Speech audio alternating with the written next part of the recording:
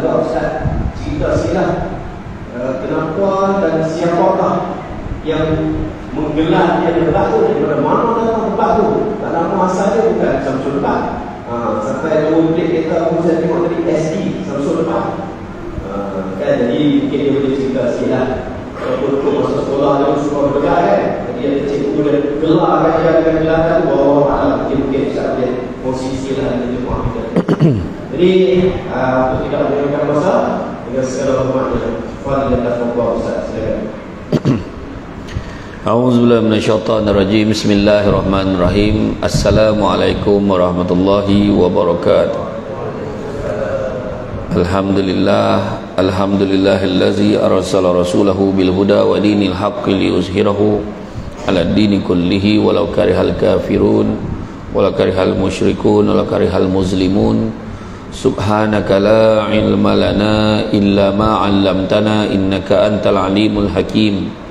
Rabbi shrah li sadri wa yassir li amri wahlul 'uqdatam min lisani yafqahu qawli. Alhamdulillah, syukur kepada Allah Subhanahu wa taala, segala puji bagi Allah Tuhan sekalian alam. Salat dan salam ke atas junjungan besar Nabi Muhammad sallallahu alaihi wasallam. Masih banyak saya ucapkan kepada tuan pengurusi acara, bahagia tuan pengurusi surau, tuan imam, barisan imam, barisan jawatan kuasa surau, seterusnya tuan-tuan dan puan-puan yang rahmati Allah sekalian. Alhamdulillah, syukur sangat-sangat pada malam ini dapat kita bersama-sama berada di dalam majlis ilmu yang mana dalam membicarakan tentang ma'al hijrah, kan, kekeluargaan dan juga perpaduan dan kekeluargaan.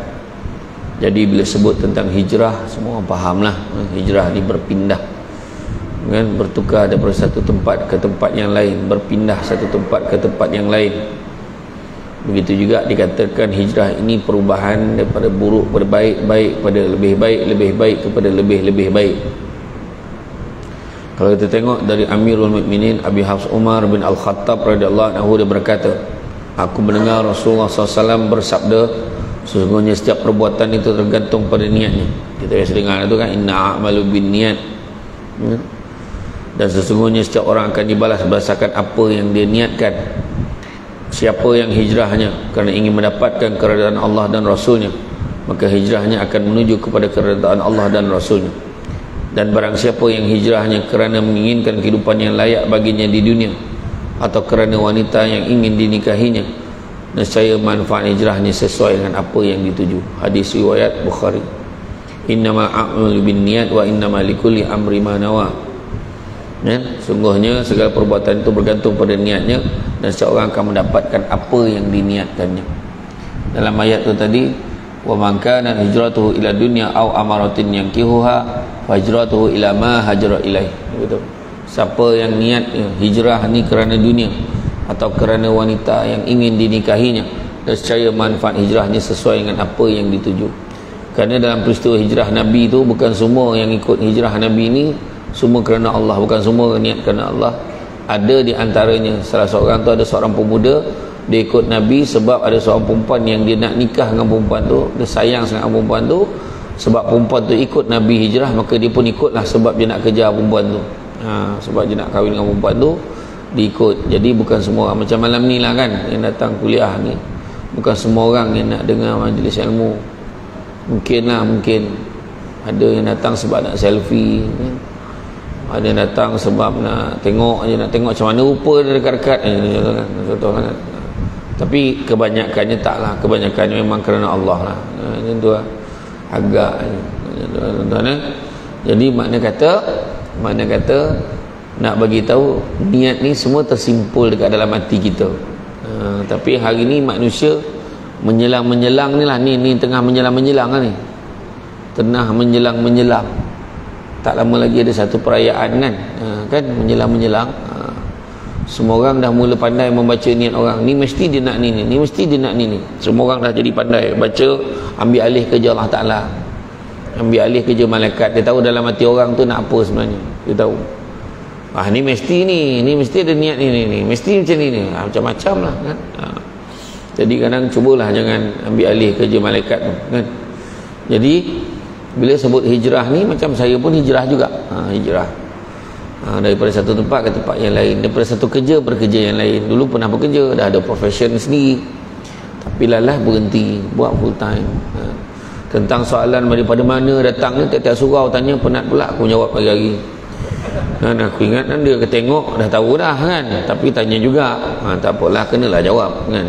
Jadi nak menjawab tu dah ambil masa 15 minit. Minta maaf lah kalau ceramah tu tak panjang, sebab nak jawab pasal Samsul Debat kan. Jadi jangan tanya lagi dah kenapa nama ayahnya Debat. Tak, itu nama gelaran. Dulu waktu saya bekerja, saya jadi pengarah undang-undang dan penguatkuasaan. Saya dah dipanggil berceramah. Jadi saya tak nak orang tahu jawatan rasmi saya. Jadi takut konflik. Kadang orang call pejabat saya nak panggil ceramah, sedangkan saya ada profession saya sendiri. Kita tak nak orang call pejabat urusan rasmi tu nak panggil ceramah, sebab tak ada kena-mena dengan kerja saya. Saya legal advisor, pengarah undang-undang. So bila saya berceramah di luar, saya akan pakai nama jawatan NGO saya. Saudara Syamsul Amri bin Haji Ismail, Presiden Pertubuhan Alumni Debat Malaysia. Tu jawatan saya kat luar. Sampai sekarang tak tercabar lah. Presiden seumur hidup. Alumni Debat Malaysia. Dia ada dua alumni. Satu alumni Debat IPT, yang tu yang attach dengan universiti. Tapi alumni satu, alumni Debat Malaysia, dia tak attach dengan IPT. Dia ke profesional, bekerja di luar. Tentulah dia tak terikat dengan universiti. Jadi saya, itulah jawatan saya. Jadi bila saya ceramah kat luar, saya pakai tu. Saya tak sebut Saudara Syamsul Amri bin Haji Ismail, pengarah undang-undang dan penguatkuasaan di agensi ni, tak sebut. Jadi itulah jawatan saya. Sampailah satu penganjur, dia mengajak saya ceramah di Surau Puncak Setiawangsa KL, tempat golongan elit ni pergi ceramah kat sana. Dan dia dah terlupa nama saya siapa. Siapa tak nama penceramah, apa nama budak, Samsul apa dah, tapi jawatannya debat-debat macam tu lah. Jadi dia tulis kat whiteboard tu, penceramah pada malam ni Samsul Debat. Itulah mula dia. Itulah mula dia. Dan salah seorang, kebetulan pula salah seorang jemaah yang mendengar ceramah pada hari itu adalah CEO TV Al-Hijrah. Dan dia mati-mati menyangkakan nama saya Syamsul Al-Debati. Dan melekatlah terus nama tu sampai ke hari ini. Okey, dah menjawab soalan ya. Okey, saya harap sangat dengan live ni, surau dan masjid lain tolong jangan tanya dah soalan. Kadang-kadang bila tanya, mana dapat debat tu? Cerita lagi kan, cerita lagi. Tapi tak apalah, macam itulah. Itulah kisah dia. Tentang pencapaian debat saya, memanglah tak dinafikan.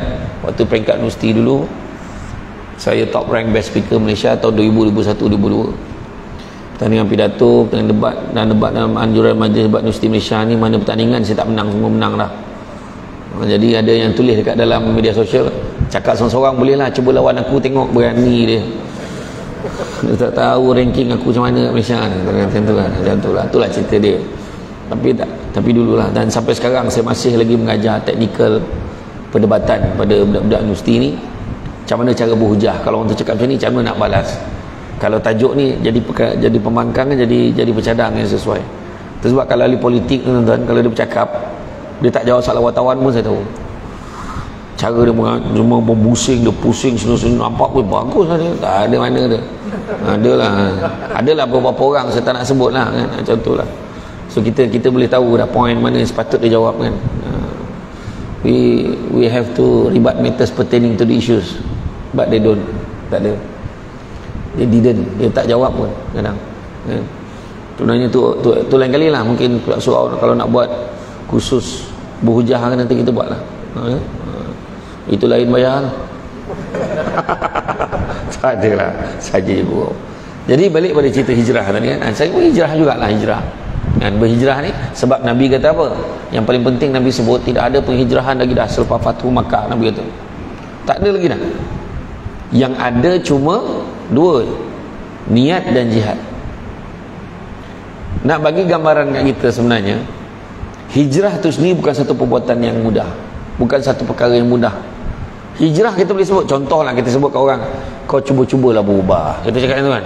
Kadang dia balas, apa masalah aku? Okey je, apa masalah kau? Dia marah lah kita balik kan, sebab maknanya bukan senang kan? Menetapkan hijrah tu berubah, kau bawa-bawa lah berubah. Jangan cakap tu lah, contoh suami kan, bukan semua orang yang tiba-tiba duduk sini. Dulu sebelum ni duduk luar, tiba-tiba kena pindah bertugas ke Putrajaya. Macam-macam bergaduh dengan rumah ni. Susah lah, leceh lah, itulah ini lah. Ada kes yang mana suami berpindah tempat kerja, bertukar sebab nak cari rezeki tempat lain, isteri tak nak ikut. Ada syak saun apa ada sana. Sedangkan tempat yang terbaik seorang isteri adalah di sisi suami, kan? Tak ada lah, macam-macam lah tempat ni, ulu banat lah, kampung apa benda di situ, tak nak lah. Apa nak pergi, mampu pergi langsung seorang. Nampak tak? Bukan senang. Ataupun contoh macam ni lah yang paling senang kan. Saya suruh kepada orang lelaki, kan, sebahagian daripada lelaki yang ada dalam surau ni, berhentilah merokok. Kan berubah muka tu. Muka belum cakap lagi tu, suruh berhenti merokok, berubah muka, kan? Alah, ustaz yang punya mengajar tu, mengajar kita apa-apa, dia pun merokok tu. Nampak? Dia ajak lah ke geng-geng neraka tu, kan? Contoh. Betul. Sebab apa? Bila saya sebut pasal rokok ni, ramai marah. Tapi kita bukannya kata suruh berhenti tu berhenti immediately. Kalau boleh memanglah, tapi tak boleh. Kita faham susah, tapi kena usaha berhenti. Sebab tak ada, belum pernah lagi kajian orang isap rokok ni mendatangkan protein dalam badan. Tak mana? Tak pernah. Jangan bohong lah. Saya pergi ceramah dekat masjid dekat Simpang 5 dekat Pulau Pinang, Simpang 4 dekat Pulau Pinang, sebelum jambatan kedua tu kan, yang simpang kiri tu masuk kan, dekat dinding masjid tu ada tu notis besar tu, fatwa pengharaman rokok, ada hadis, dalil, ayat Quran dia. Akhirnya keputusannya haram rokok kan. Seorang pakcik tu baca sambil isap rokok tu. Saya pun tak tahu macam mana nak gambarkan keadaan tu kan. Macam tu lah, bagi menjawab persoalan betapa susah ni nak bertukar, nak berubah kan. Hijrah berubah kan. Perempuan dah biasa tak bertudung tu kan, nak suruh dia bertudung tu, hui, susah, bukan senang. Ni sekarang ni orang dengar, suka dengar ceramah-ceramah sekarang ni, sebab media sosial, dunia tanpa sepadan kan. Ustaz Zaidro, Ustaz Don dengan Ustaz yang seorang lagi tu, orang tu suka dengar. Yang bukan Islam pun dengar kan, dia suka. Tapi nak mengubah dia sampai dia jadi Islam tu tak senang kan. Itu sebabnya kalau ada kalangan kita, kawan-kawan kita nak masuk Islam, nanti saya uruskan, saya kontak pejabat, tak payah bawa pergi surau ni, depan imam tu, suruh dia cepat kan. Suruh dia mengucap tu kalimah syahadah, jangan tunggu benda-benda baik, jangan tangguh-tangguh, takut ada orang lain nak pengaruhkan benda-benda lain kat dia. Macam tu lah kan. Bukan senang niat dan jihad. Suruh kuruskan badan macam mana? Makanan semua hari-hari, surau, masjid semua jamu. Ini hajat orang kampung ustaz. PA saya pernah beritahu tu, Samsul Umat dia tak nak makan, nak suruh siapkan buah je. Sampai kat masjid tu tetap bidang kepala kambing depan kepala penceramah. Ini hajat orang kampung ustaz. Hajat orang kampung. Macam mana? Macam malam ni ada jamuan tak? Ada macam mana? Ada. Jadi kalau ada makruh ceramah lama-lama, kita kan. Jadi jangan risau, ceramah tak lama malam ni, makanan dah ready kan. Jadi mana kata perubahan ni memang tu satu perkara basic yang kita kena faham. Dan Nabi, kalau kita tengok, ada yang cakap Nabi ni pelarian kata. Nabi lagi, ada yang cakap ya, tapi sebenarnya kita tak. Kenapa kita kata tak? Sebab kita kena kaitkan dengan ceramah sebelum ni, kita kena kaitkan peristiwa sebelum ni. Ingat tak pada bulan-bulan yang lalu, ketika peristiwa Isra wal Mi'raj kan, siapa penceramah yang kita panggil datang ni, ceramah Isra Mi'raj, siapa dia? Ustaz mana kita panggil? Tak ingat dah ustaz mana panggil situ.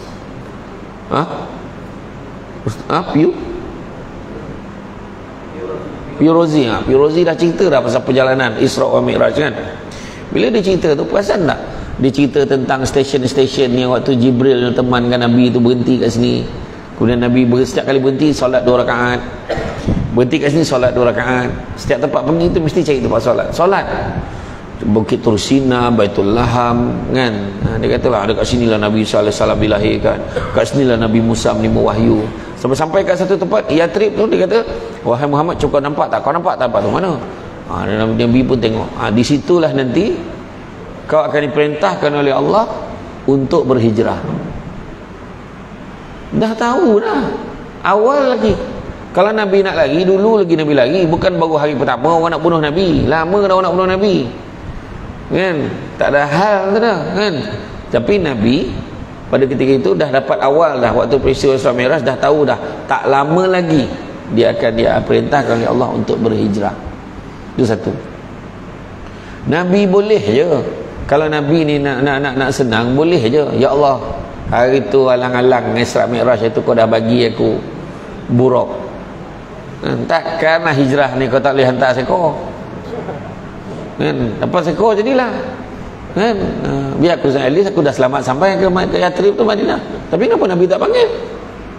Sebab Nabi nak tunjuk ke orang usaha tu kena ada.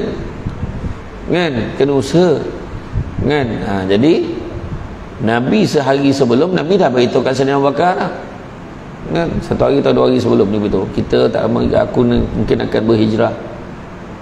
Dan aku dah pilih kau. Kalau kau sudi, nak tak kau temankan aku? Menangis Sayyidina Abu Bakar. Kan? Jadi macam mana kata pelarian pula? Dah strategi dah nak keluar, nak pergi. Kan? Tu cerita dia. Tu yang kedua.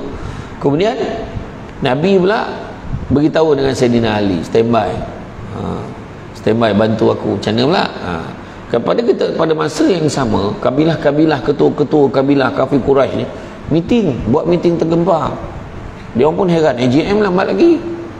Apa hal panggil ni? Ada berita terkini ni, kena bincang cepat ni. Kenapa? Dakwah Muhammad ni makin dahsyat ni, makin ramai orang peluk Islam ni. Kita tak boleh biarkan. Macam-macam cara, bagi duit tak nak, bagi perempuan tak mau, sampaikan berunding tukar gili-gili. Tahu gili-gili? Puak kafir Quraisy ni tawarkan macam ni lah, kami sembah Tuhan kamu setahun, kamu sembah Tuhan kami setahun, lepas tahun kita tukar balik. Sampai macam tu lah ajak Nabi. Nabi kata tak dapat. Oh tak dapat, Nabi tak nak. Jadi tengok makin lama oh dia bahaya ni. Jadi kebetulan salah seorang daripada ketua kabilah tu yang menyamar menjadi ketua kabilah, iaitu Syaitanir Rajim. Iblis ni dia menyerupai ketua kabilah, pakaian yang cantik, orang bangsa. Dia kata macam ni, kalau penjara kamu pun tak guna, dia akan pengaruhi ramai lagi orang walaupun dia dalam penjara. Habis macam mana? Bunuh aja dia. Kita bagi tawaran yang mewah-mewah kepada mereka, luxurious, kan? Bagi tawaran yang mewah, yang lumayan kepada mereka. Apa tawarannya? 100 ekor unta untuk kepala Muhammad. Masa tu semua orang dah ready nak bunuh Nabi dah. Nabi lag lagi. Nabi tengah bincang-bincang cakap dengan Sayyidina Ali. Tengok rumah Nabi dah kena kumun ni, keliling ni tentera kafir Quraisy. Orang perempuan menganga mulut dengan cerita. Dahsyat betul. Suka dengan cerita perempuan ni. Keliling ni dah standby dah nak bunuh Nabi. Nabi suruh Sayyidina Ali ganti tempat tidur. Cuba kalau kita imam ada orang nak pukul, imam surau ni ada orang nak pukul dia, dia pun beritahu lah dengan Bilal, Tuan Bilal, ada orang nak pukul aku ni, kau minta tolong, kau menyamar je jadi aku malam ni, kau duduk kat depan ni, kau duduk buat kau tegak macam kau nak jadi imam. Tapi kau tak jadi imam, tak apa, kau tunggu je situ. Sanggup tak Bilal? Dia pandang imam dulu, tak tengok dia. Kan belum tentu sanggup kan. Iyalah kan, tiba-tiba je pahal pula kan. Belum tentu sanggup kan. Macam tu juga Sayyidina Ali. Tapi bila Nabi tanya Sayyidina Ali menangis, suka, gembira, boleh gantikan Nabi ke tempat tidur. Dia pun naik atas katil Nabi, kat tempat Nabi tidur tu, hamparan tempat Nabi tidur tu, selubung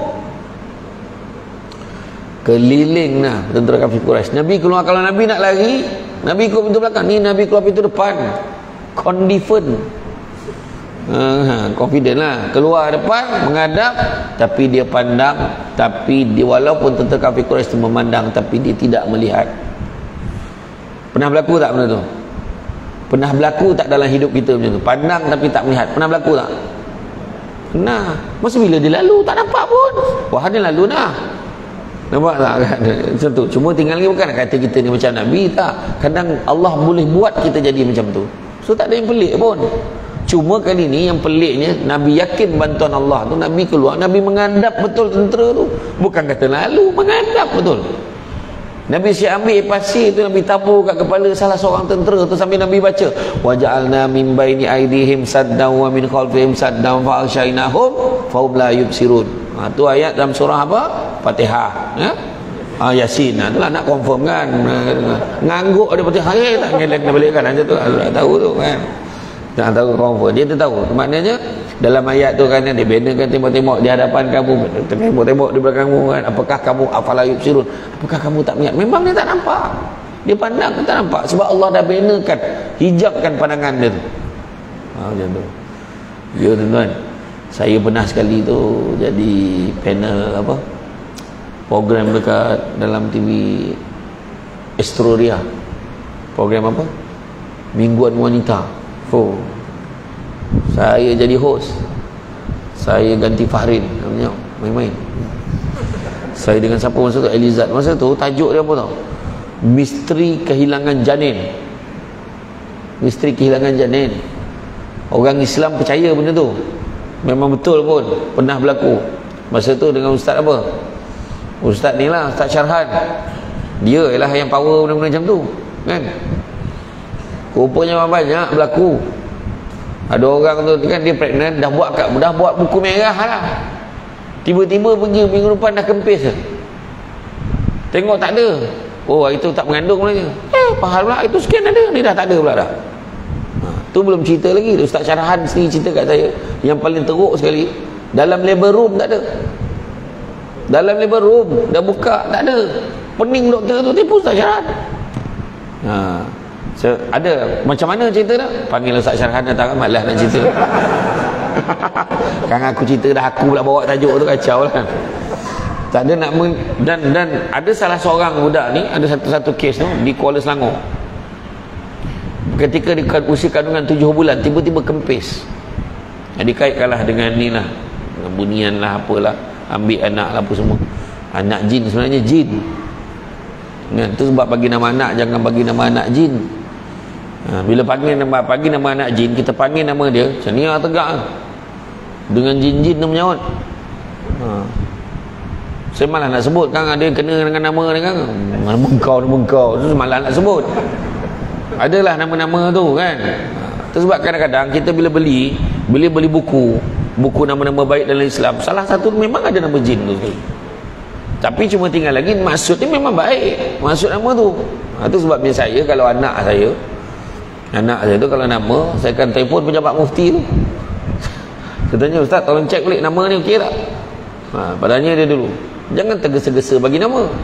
Kita dalam Islam disunatkan bagi nama yang baik-baik pada hari yang ketujuh. Tak nyempat-nyempat bagi nama kan.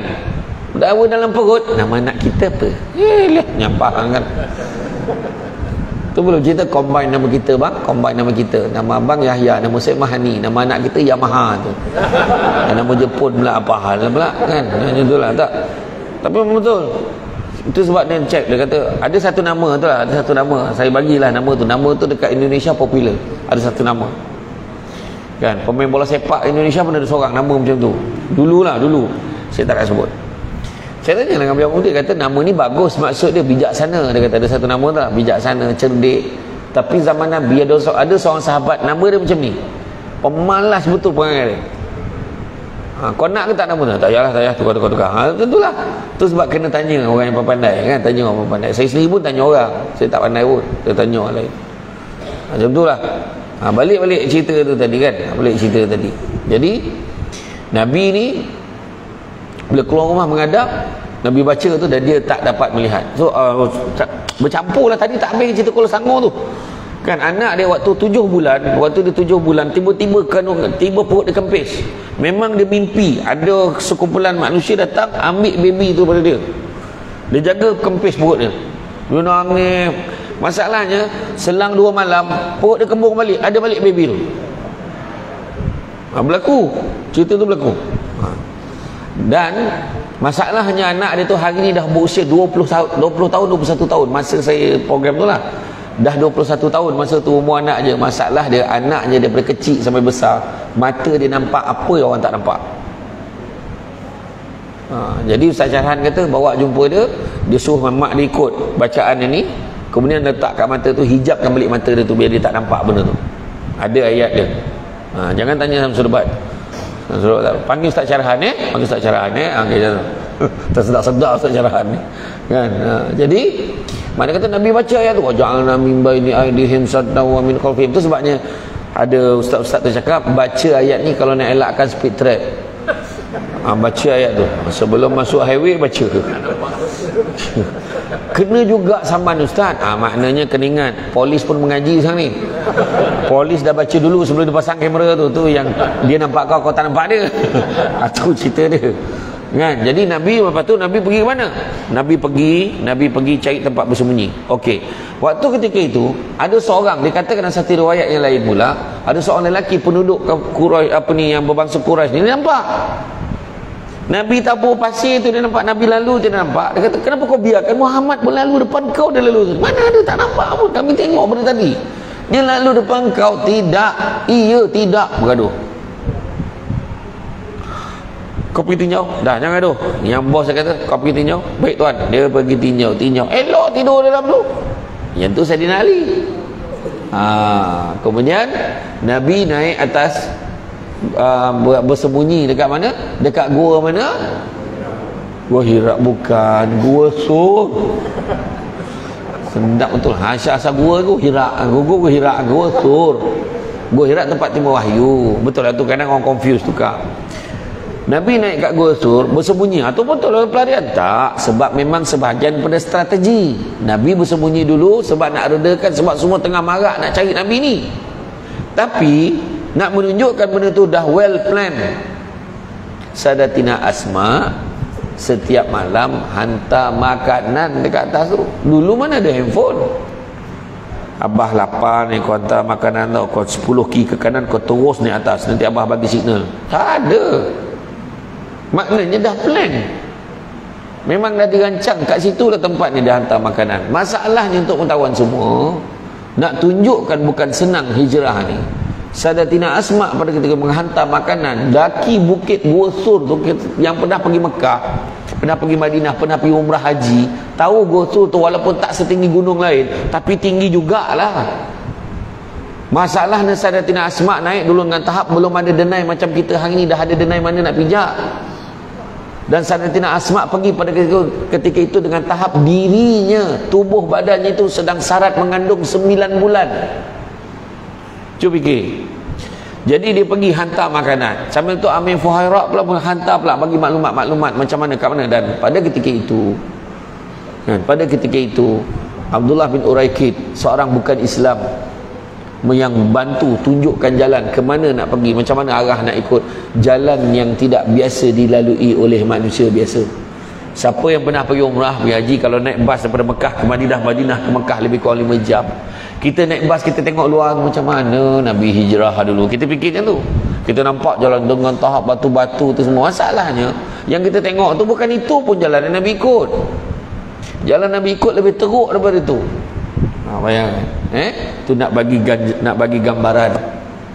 Dan Nabi, bila Saidina Abu Bakar escort Nabi kita ni, melindungi Nabi, cuba lindung protect Nabi ni, kejap kat depan, jalan-jalan kejap-kejap daripada belakang, cuba nak kawal.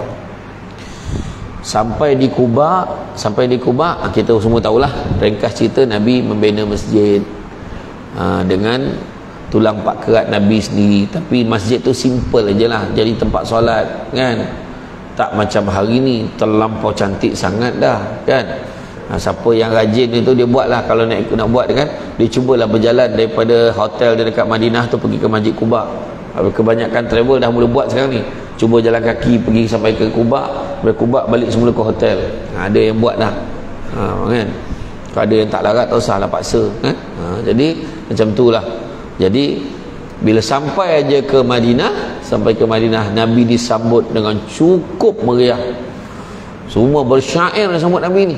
Dan kita tahu syair tu kan, Tala'al badru alaina min saniyatil wada' wajaba syukru alaina mada'a lillahi da'. Macam tu, sambil senyum, happy. Cuba tengok timah badru. Al-badru alaina Kalau Nabi nampak tu pusing balik, tak jadi datang. Orang ni marah ke apa? Tu kan. Tu sebabnya kita baca makna dia sekali. Kan? Tala'al badru alaina, telah datang bulan purnama kepada kami. Macam tu sekali lah syair tu. Kan? Iya, tu sebabnya. Dan Nabi bila sampai kat sana. Kan? Semua berebut-rebut nak suruh, nak ajak Nabi tidur dengan dekat rumah dia. Tidurlah rumah kita orang, tidurlah rumah saya, tidurlah rumah aku ni. Berebut-rebut. Akhirnya Nabi pilih tidur dekat rumah Abu Ayyub Al-Ansari. Siapa yang pergi Masjid Nabawi, dekat luar Masjid Nabawi tu ada satu macam tembok tinggi, dia tak letak label apa-apa. Sekarang ni dah jadi satu tempat yang untuk kita, kalau perasan sekarang ni dia dah mula kepung-kepung kan, nak masuk Raudah tu. Bila kita jalan tu, kita lalu tembok tu.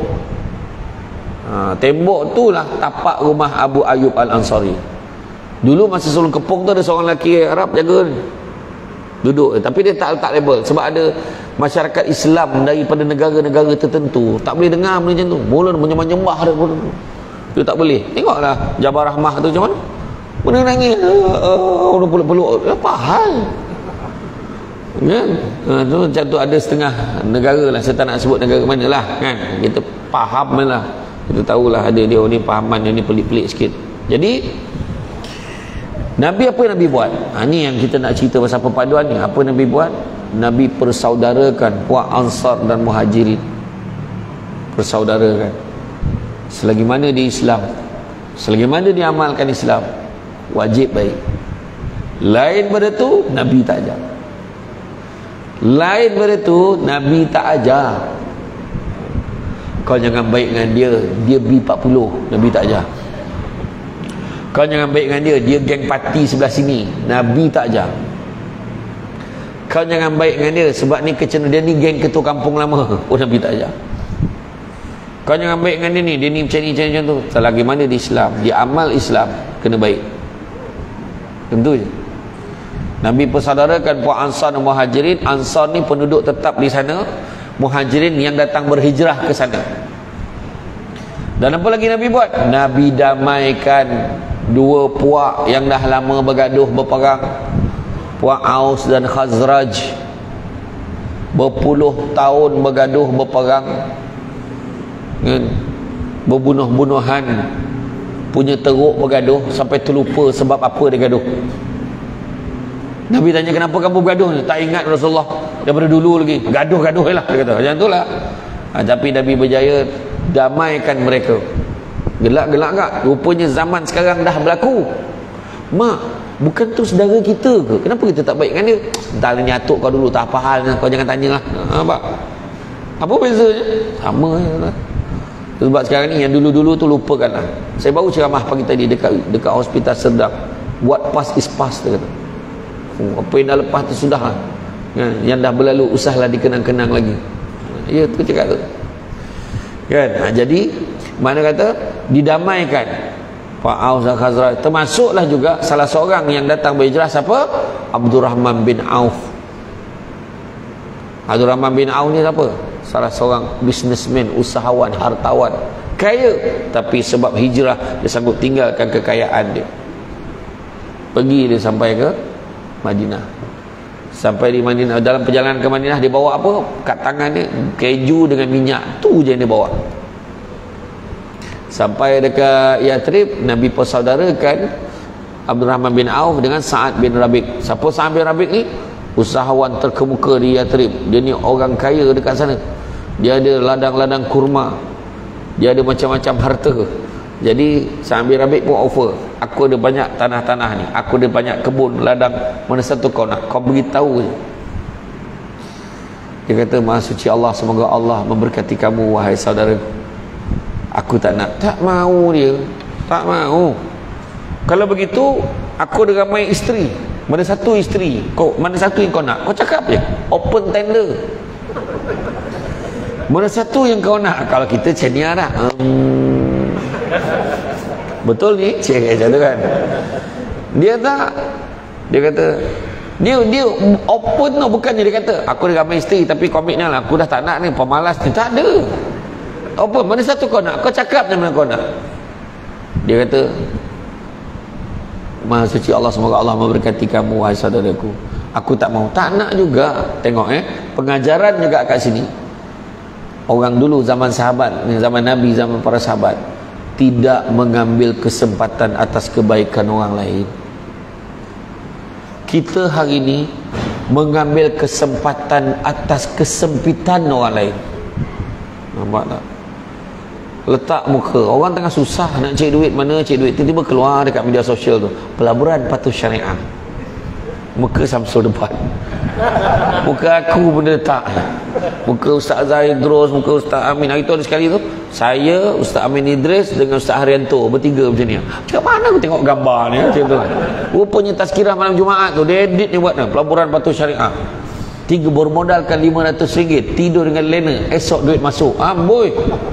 Masalahnya tuan-tuan dan puan sekalian, memang ada yang dapat.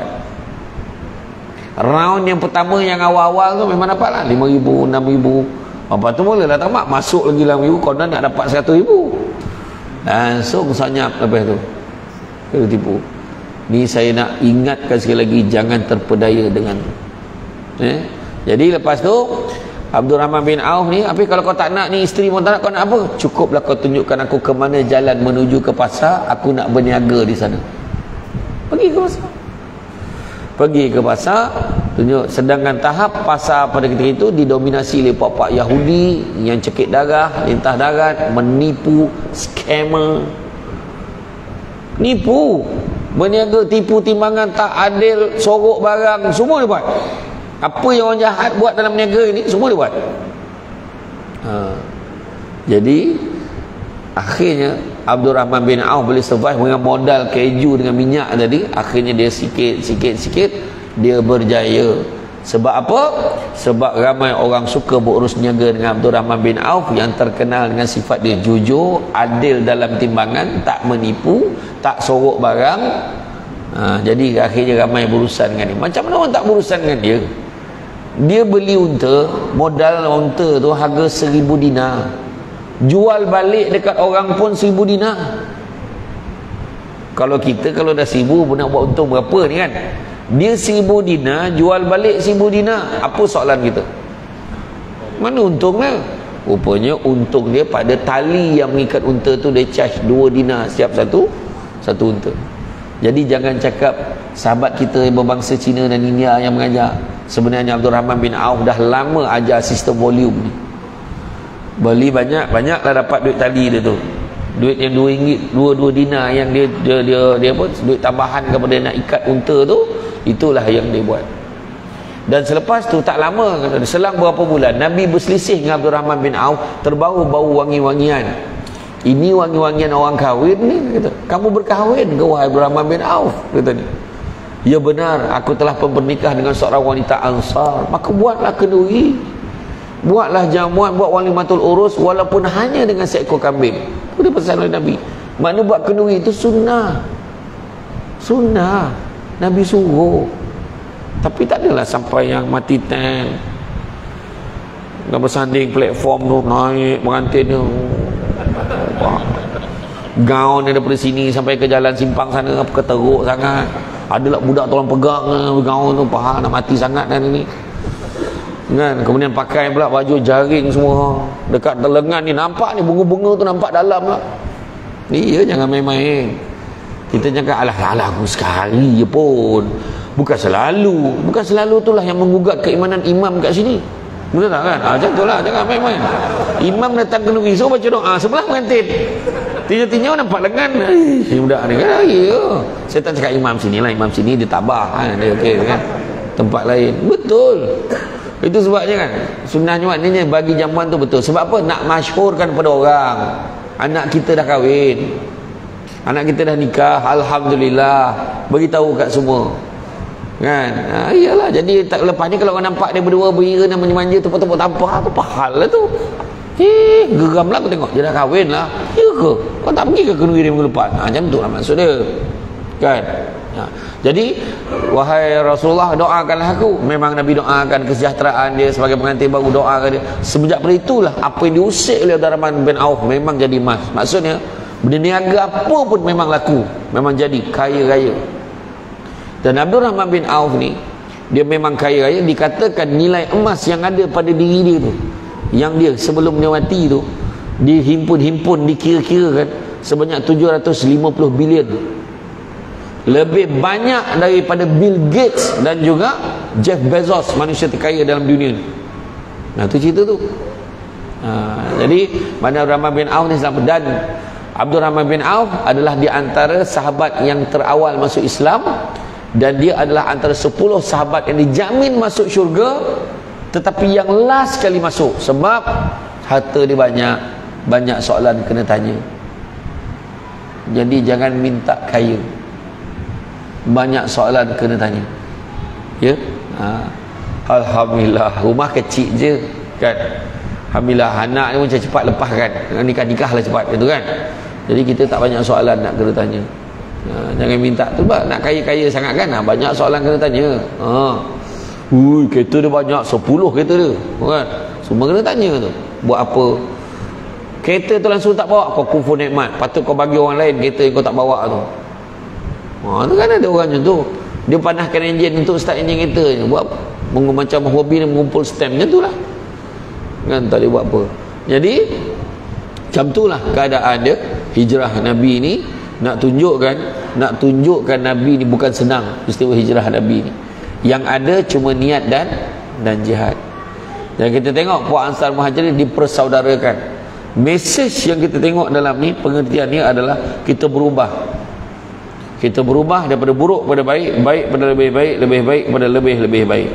Surah Al-Mudaththir ayat kelima, perintah meninggalkan keburukan dan kemaksiatan dan tinggalkanlah segala perbuatan yang keji. Allah beritahu, perbuatan yang tak baik tinggalkan.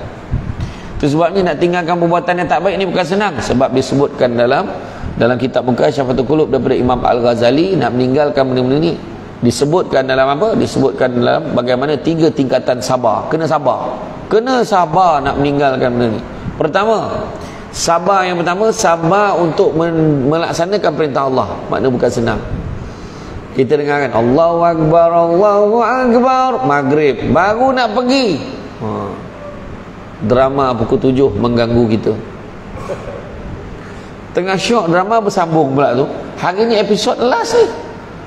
Nampak? Kan susah tu kan. Orang lelaki tak lah, orang lelaki dia, kita pun tak tahu kan drama pukul 7, kita tak tahu kan. Orang perempuan tengok kan, contohlah. Lepas tu setan pun bisik, alah lu tunggulah iklan baru semayang. Tak ya pula, tunggulah tengok drama tu, kemudian nangis tengok drama.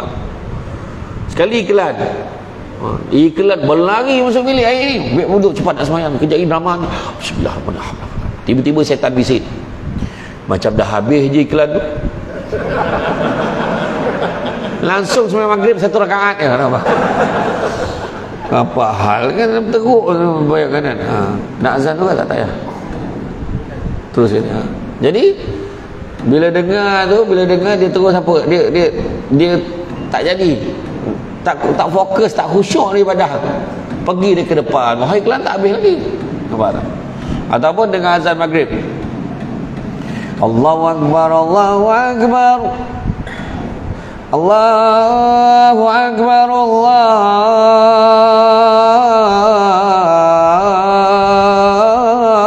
Akbar. Bersiap dah kelang kabut, dah lambat ni. Setan bisik ni, relax lah. Yang penting kau pergi, orang lain tu langsung tak pergi. Betul juga, dah slow dia, relax dah balik slow dia. Setan ni kacau ni, nampak tak? Bukan senang jihad ni.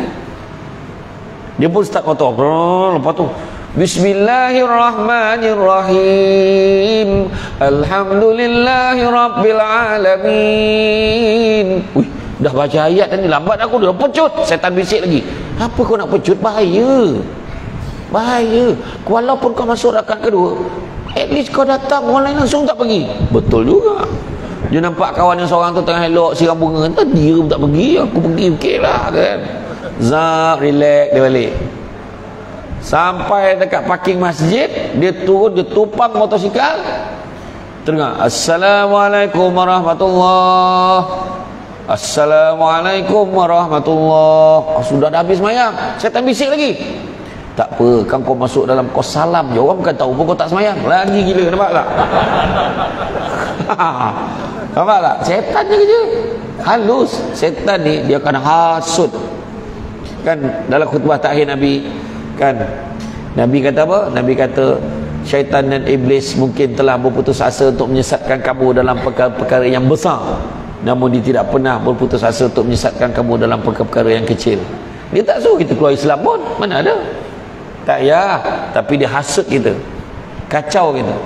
Tengah semayang kan, Allahu Akbar, gatal semua. Syaitan ni dia gemar duduk dekat pelipat-pelipat, dekat celah-celah hidung, celah-celah telinga. Tadi okey je sebelum angkat takbir ni, Allahu Akbar, ditiup ni, dah gatal hidung. Tu yang tak dengar dah imam baca apa, dah lupa rakaat ke berapa dah ni, lupa. Itu yang tangan macam ni, baru nak sampai ke aku, Allahu Akbar, dah rukuk pula dah. Dia tiup pula telinga, tiup dah gatal telinga. Ya Allah, gatalnya tu yang sami Allahu liman hamidah, garu. Wah, tak hilang gatal. Lepas bagi salam tak ada pula gatal tu. Ni celah-celah ni, belakang telinga ni, celah-celah ketiak gatal, celah-celah peha. Paling favourite celah punggung. Itu favourite tu. Kalau dia tiup tu, dah mula pergi. Aku kentut ke ni? Nampak? So Nabi dah kata, pedulikan, itu semua syaitan. Setan. Tapi kalau dah membobok bunyinya tu,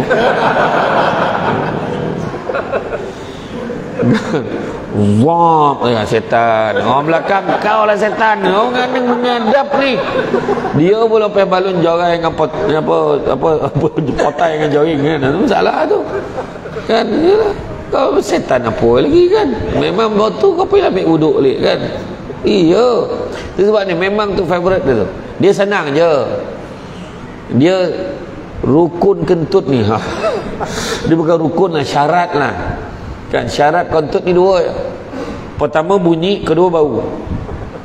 Salah satu atau kedua-duanya sekali. Macam tu kan. Kan bunyi zam, bila tu terdengar kat telinga kita ni, betul dah tu kan. Ataupun tak ada bunyi, selamat, menyinggah bau zam, adalah tak payah kata, memang kentut aku tadi macam tu je. Tapi itulah nak tunjuk Nabi ni kan. Ada sekali tu bagaimana seorang sahabat, tengok adab Nabi kan, seorang sahabat entah macam mana lah, nak semayang maghrib ni, nak semayang maghrib, dekat-dekat nak semayang maghrib, dah lepas azan nak semayang maghrib, tiba-tiba terdengar terbau, bau kurang menyenangkan. Memang confirm bau kentut ni. Semua orang dah pandang lah siapa yang bangun pengambil wuduk ni. Masa tu Masjid Nabawi taklah sebesar sekarang. Tengok siapa yang ambil wuduk ni, dia yang kentut ni. Nabi cepat-cepat bertindak. Nabi kata, siapa yang lepas maghrib nanti nak makan daging kambing dengan aku, pergi ambil wuduk sekarang. Semua pergi ambil wuduk, tak tahu dah siapa kentut. Nabi tu Nabi.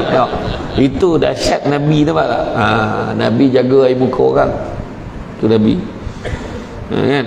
Jadi kemudian berpaling dari isteri yang tidak patuh. Ni tahulah Nabi apa dalam Quran pun bagi tahu, maknanya suami isteri ni kena patuh pada agama. Semua meninggalkan orang tidak beriman dengan cara yang baik tanpa melukai hati mereka. Maknanya kita ni dalam berdakwah ni, dalam kita ni nak meninggalkan sesuatu perkara, biarlah cara berhikmah. Nanti tak habis tadi. Sabar tadi, pertama sabar melaksanakan perintah Allah, kedua sabar meninggalkan larangan Allah, dan yang ketiga yang paling tinggi sekali, sabar menghadapi ujian dan dugaan daripada Allah. Kan? Cantik dipandang bulan mengambang terang diawan. Kalau dah hidup namanya orang, takkan lari daripada ujian dan dugaan. Tentu ada ujian, tentu ada dugaan. Kan? Nak panggil penceramah pun sampai setahun. Allahu Akbar, sian. Kan? Pada tahun lepas panggil kan? Macam tu lah. Mesyuarat apa-apa minggu lah bincang. Ni apa kita nak buat ni, sama sudah buat ni. Macam tu lah kan. Jadi makna kata perancangan. Hijrah ni memerlukan kepada perancangan. Kemudian kita kadang-kadang cabaran yang paling besar adalah bukannya kita tak nak berubah, tetapi kita tidak nampak sebab untuk berubah. Dan yang keduanya, bagaimana nak istiqamah dalam perubahan. Dua halangan utama dalam perubahan. Yang pertamanya halangannya adalah hawa nafsu. Dan yang kedua halangannya adalah tidak yakin. Hawa nafsu dan juga keyakinan. Dua masalah untuk berubah. Contoh, suami tengah pergi mana bang? Abang nak pergi surau. Abang dah janjikan malam ni nak makan sama. Tak iya pula. Tak apalah, besok lagi surau. Tak pergi di surau. Nampak tak? Hawa nafsu. Ayah bukan dah janji ke malam ni nak pergi pasar malam? Tak iyalah. Lain kali lagi masjid malam ni jom pergi pasar malam. Nampak? Habis dia dengan nafsu tadi sebab nak melayan anak tadi. Jadi macam mana nak atasi tu? Jihad, perjuangan. Abang kan dah janji kita malam nak makan sama. Abang semayang tak lama pun. Kalau abang nampak Imam Sabah tu nak ke depan sekarang, abang akan pergi depan dulu. Imam Sabah tu kenapa bang? Woi, sabar betul bacaannya. Biar abang lah pergi ke depan. Sebelum dia ke depan, baik abang. Dia nak pergi ke depan tu macam-macam ni. Auzubillahi minasyaitonirrajim. Bismillahirrahmanirrahim. Qul a'udzu birabbin nas. Dia kata habis ni. Malikin nas. Ilahin nas. Insyaallah suasana. Batuk pula. Allah wa akbar. Ya. Perempuan dekat belakang tabir, habislah kita. Dengar mungkin imam sini tak ada, steady imam sini kan. Iyalah. Jadi kalau abang nampak Imam Sabah tu nak ke depan, abang ke depan dulu. Okeylah. Makna kena kuat. Abah kata nak pergi pasar malam ni, kau jangan risau. Pasar malam tu takkan tutup selagi abah kau tak sampai. Abah pergi semayang dulu sekejap. Apa salah? Kan?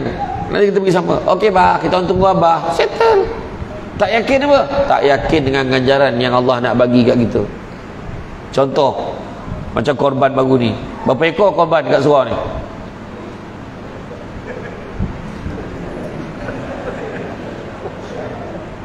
Berapa ekor? Macam ni lah. Memang tak boleh dalam ni tak boleh. Kat luar tak buat. Kalau kita tengok senarai kat masjid ke surau-surau, senarai korban, setiap tahun senarai nama yang sama. Akan ada senarai nama yang berulang.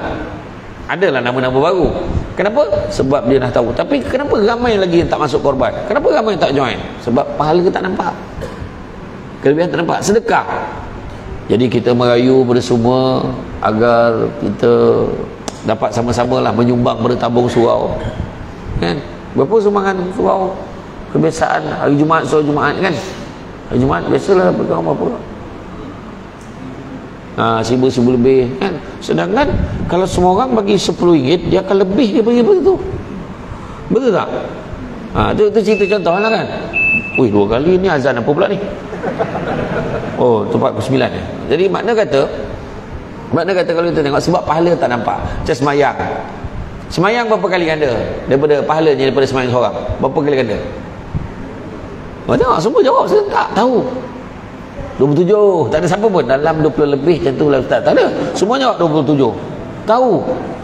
Tetapi 27 kali ganda tu tak nampak. Cuba kalau kita tukar 27 kali ganda tu jadi RM27. Apa jadi? Satu waktu ya, Assalamualaikum warahmatullahi, Assalamualaikum warahmatullahi, tu orang poket RM27. Penuh jangan sampai ke parking kereta bawah tu semayang. Sampai ke jalan besar tutup. Semua marah. Masjid ni tak, surau ni tak mesra jemaah langsung. Tak cukup tempat solat. Orang nak solat macam ni ke? Marah. RM27 satu waktu. Yang seorang tu Assalamualaikum warahmatullahi, Assalamualaikum warahmatullahi, tengok tak ada. Tak ada ya Allah. Zap, lambat sikit sistem. Contohlah. Memang dapat lah. Confirm dapat ni. Lambat-lambat 2-3 saat tu dapat lah. Macam tu lah. Masa tu tahu tak dekat balik tabir orang perempuan bincang apa? Kau dah berapa lama dah semain sini? Aku baru 2 minggu. Wih, banyak duit kau. 27 kali 5 kali 14. Ya Allah, untunglah kau. Aku baru tahu. Tak berguna betul jiran aku. Dia marah jiran. Dah tahu dapat RM27 satu waktu. Kongsilah dengan jiran. Bagi tahu. Nak kaya seorang tak berguna betul. Aku baru dapat RM27. Marah dia. Walhal selalu dah cakap 27 kali ganda. Itu orang perempuan. Orang lelaki dia tak akan gaduh isu remeh-temeh macam tu. Orang lelaki akan bincang isu dasar. Agak-agak kau lah, mat kita ni makmum dapat 27, imam dapat berapa? Ditahannya imam depan pagar. Mam, baik imam cakap, mam dapat berapa mam? Imam ni semua berzuhud, tanah lah. Alhamdulillah, Alhamdulillah adalah. Cakap mam, imam kena telus. Ni contoh tau, tak betul pun ni contoh. Imam pun cakap, tengoklah kalau lupa-lupa tu kadang kurang lah dapat. Tapi kalau khusyuk lebih, malam tu fokus dia punya tawaduk tu lebih sikit. Tapi teruk-teruk pun tak lari lah RM40. Contoh lah kan. Bertumbuk malam tu nak jadi imam. Asyik dia je jadi imam, aku nak juga bayang tu. Sebab itu nilai duit. Sedangkan yang Allah bagi ni 27 kali ganda lebih hebat daripada nilai duit tu. Tapi kita tak nampak. Kita kalau nak yakin, kenapa? Kena ada ilmu. Kain songket benang sutera, lilit sabalit buat salempang.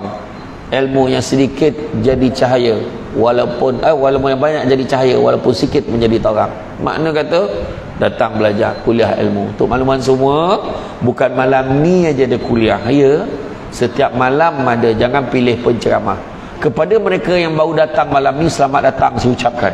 Macam tu kan. Tu terangnya aku cakap ni kan. Tak adalah. Sebenarnya di rumah Allah semua orang boleh datang sama-sama. Tu sebab saya kata tadi, pahala tu nak dapat, nak yakin tu kena ada dua amal. Oh macam tu ya, oh macam ni ya, oh macam tu ya, baru kita tahu. Malahan yang datang setiap malam tu semua hebat-hebat ustaz-ustaz yang apa, guru-guru takmir kan, tauliah mereka tu lebih mendalam, lebih detail daripada Samsul Debat ni. Samsul Debat ni hanya penyeri saja, hanya penghias di kalangan. Ibarat apa, kumbang di celah-celah pasu bunga, macam itulah. Macam itulah kan. Itulah istilah yang boleh bagi. Jadi peribahasa dia menyebut sikit-sikit lama-lama jadi bukit. Jadi kalau nak berubah, macam mana caranya kita nak berubah? Pertama, matlamat mesti jelas. Kenapa kita nak berubah? Aku nak kurus, contoh. Nak kurus mesti jelas. Kenapa? Kerana Allah. Kenapa pula? Ialah bila kurus ringan sikit badan, nak beribadah pada Allah. Macam tu. Kurus sebab nak lawa, tak ada pair dah. Kalau muka memang dah tak boleh belah tu kan, ayat-ayat belak KL kan. Macam tu juga lah muka kau kan. Tapi kecantikan tu subjektif kan. Tak usah sebab nak lawa. Tak.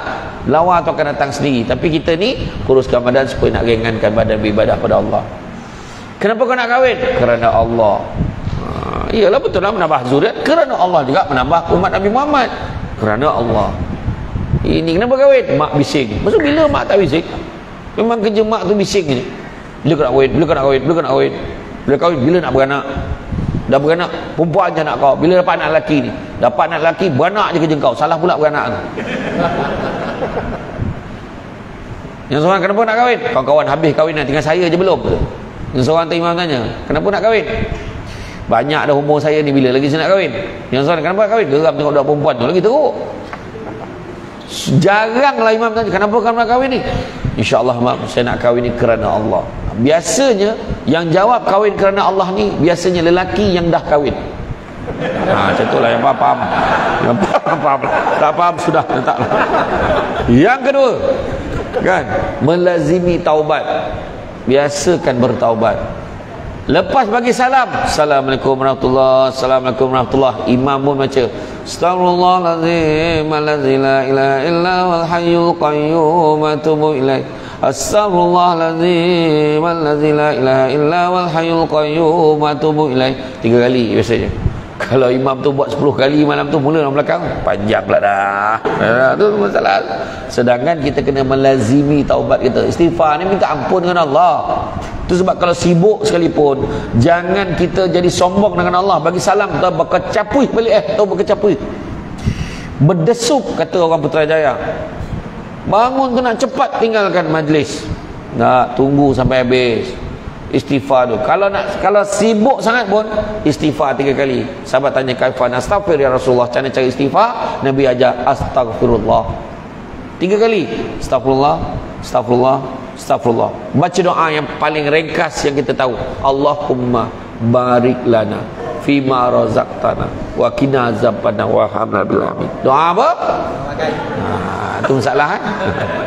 Allahumma barik lana, ya Allah berkatilah kami fima razaqtana, ke atas rezeki kami, wa qina azabannar, dan jauhkan kami pada azab api neraka. Mana makan? Cuba cakap mana makan. Itu doa yang terbaik kalau kita nak baca sebenarnya kan. Tapi jangan baca kuat-kuat.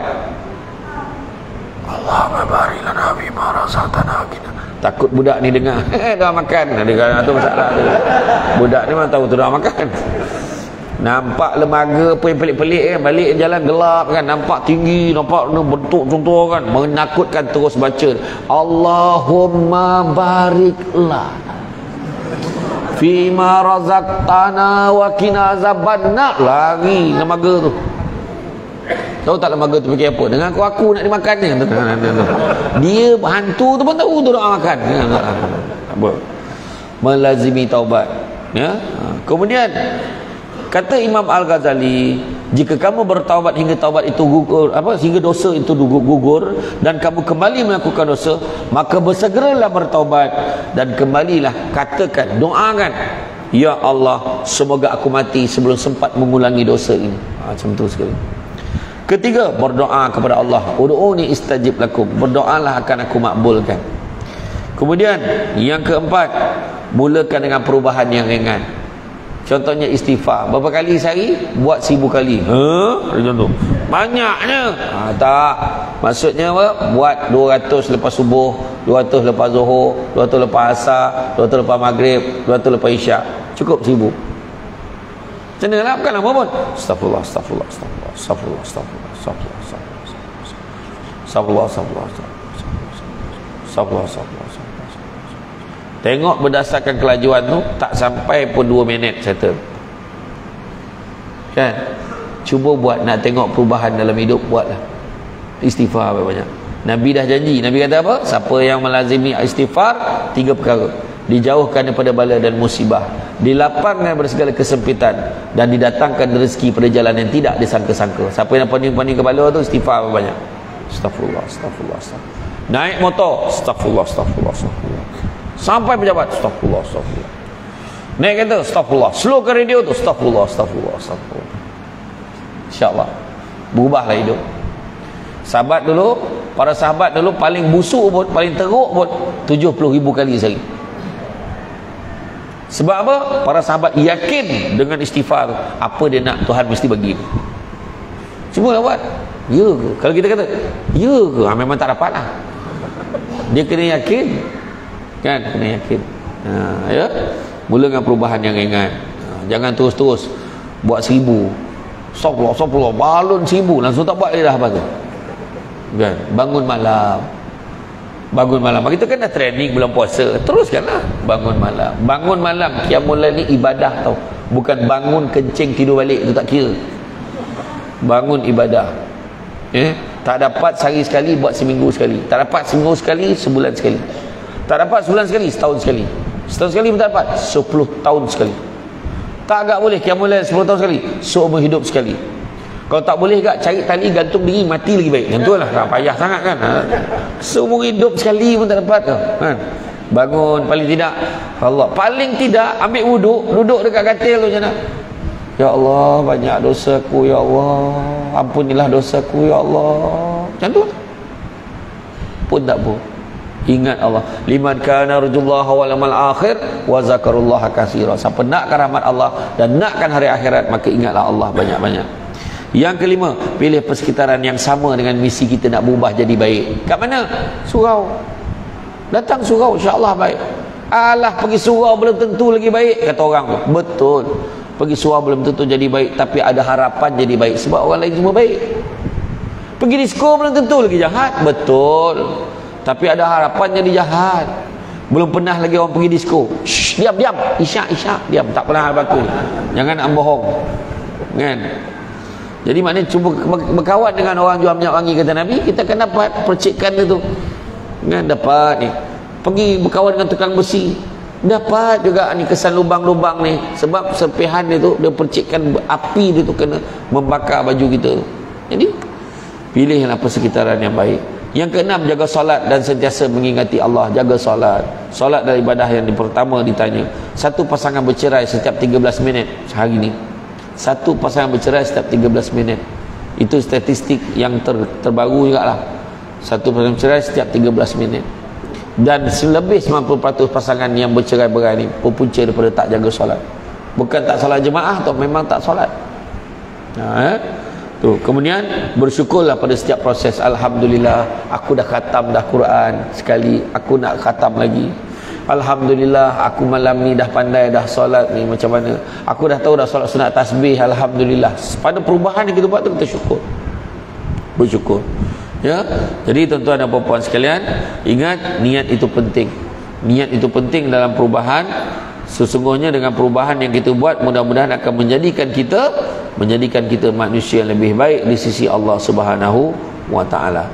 Jadi niat adalah merupakan asas yang paling penting, kan? Kita kena ingat meninggalkan amal kerana manusia. Membuat amal kerana manusia adalah riak. Beramal kerana manusia adalah riak. Tidak beramal kerana manusia adalah syirik. Macam mana pula? Yalah, kita semayang kenapa? Saja bismillahirrahmanirrahim. Biar orang nampak kita solat. Riak. Aku tak naklah solat kat surau tu, nanti kawan cakap apa pula? Dia fikir orang cakap makna ada lagi besar pada Allah Taala menyebabkan dia tak pergi surau untuk beribadah.